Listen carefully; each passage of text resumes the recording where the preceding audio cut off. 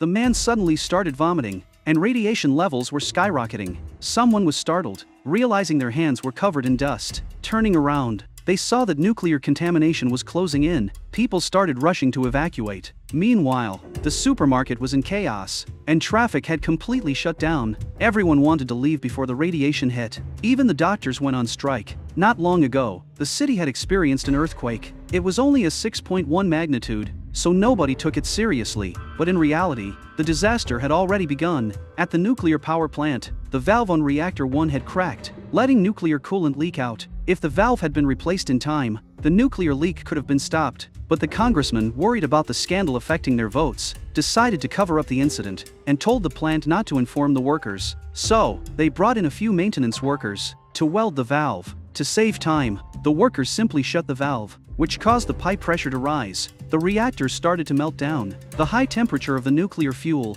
produced a massive amount of hydrogen gas. If the pressure wasn't released, the entire reactor would explode. But in this crisis, the congressman lied to the president, saying that nearby residents had been evacuated. The truth was, only a small village near the plant had been evacuated. Inside the nuclear plant, the man and his co-workers saw the severity of the situation and planned to evacuate immediately. But they found that the only escape route had been locked by the higher-ups. The man pried open the control box, rewired it to bypass the program, and successfully unlocked the door. But by then it was too late.